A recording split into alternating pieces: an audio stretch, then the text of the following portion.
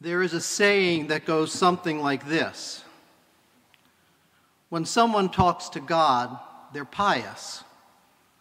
But when God talks back to them, they're crazy. Many characters in the ancient history of our faith have heard the voice of God. Elijah hearing the still small voice, Moses receiving a command to take off his sandals, Jonah ignoring the voice of the Lord. Perhaps less well known are the many characters of our more recent faith history who have also heard the voice of God. St. John of the Cross, Teresa of Avila, Cynthia Bourgeois. But the truth is, often when we hear someone say that they have heard the voice of God, as the saying goes, we think they are a bit crazy. I have led a very privileged life. I spent my youth at the New Jersey shore with summers full of swimming at the ocean, reading books at the beach. I attended a great public high school, graduated from a competitive college without debt, fell in love with my best friend and got married, had 3 children, and an absolutely wondrous career in environmental advocacy, working to protect and restore the Chesapeake Bay. I am not saying my life has been free of all difficulties and challenges, but it has been one full of opportunity and joy, and always grounded in a profound awareness of God. For me, the church and nature were places of experiencing the divine.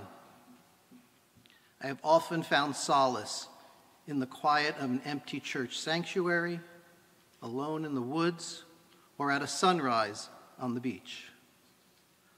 So it hit me hard when that grounding sort of fell out from underneath me. As I approached the end of my Chesapeake Bay advocacy career, I began to suffer what I called the ache. To put it simply, I hungered for more God. The ache was intense, not infrequently accompanied by the tears that came from a deep, deep place. Often, but not always, the tears came in times of contemplative prayer.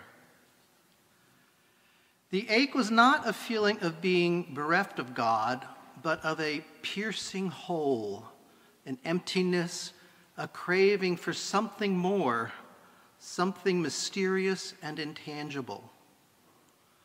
The ache was so strong, so pervasive, so consuming, that I sought help as I traveled what was a rather dark and unmarked road.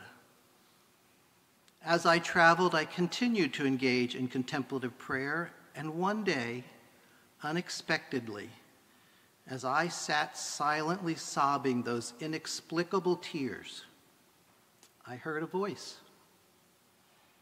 Heard is the wrong word. It was not a sound detected through my ears, but I did hear words very clearly. The words were, quote, "I want you to take this time you have to find me and to know me." Clear as a bell, someone spoke those words to me.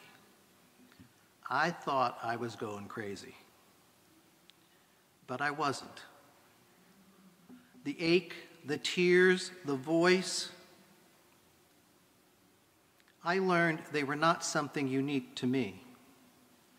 As I took time to explore, listen, pray, worship, I learned that from ancient times to modern times, others had shared similar experiences.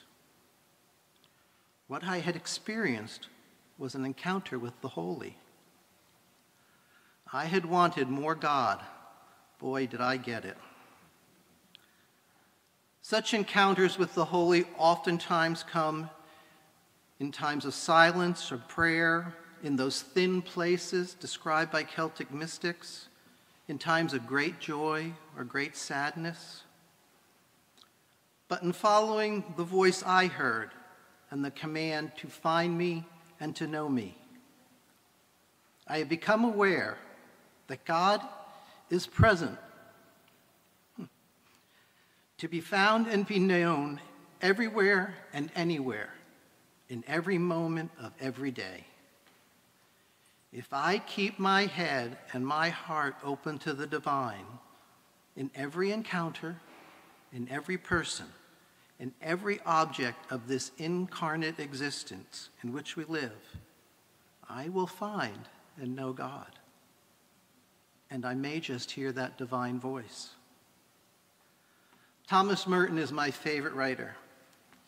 He concludes his book, New Seeds of Contemplation, with these words, words that remind me that the divine is found and known in all that is in and around me. Quote, "The Lord plays and diverts himself in the garden of his creation. And if we could let go of our own obsession with what we think is the meaning of it all, we might be able to hear his call. We do not have to go very far to catch echoes of that game. When we are alone on a starlit night, when by chance we see the migrating birds in autumn descending on a grove of junipers to rest and eat, when we see children in a moment when they are really children, when we know love in our own hearts, or when, like the Japanese poet Basho, we hear an old frog land in a quiet pond with a solitary splash. So whether it be on that starlit night, or when watching those birds descending on a grove of junipers, or when that old frog jumps into that pond, or in the silence of contemplative prayer, or in this very worship service, you and I might, as Merton wrote, be able to hear his call, to hear the voice of God. And when we do, unlike how the saying goes, we are not crazy, we are graced.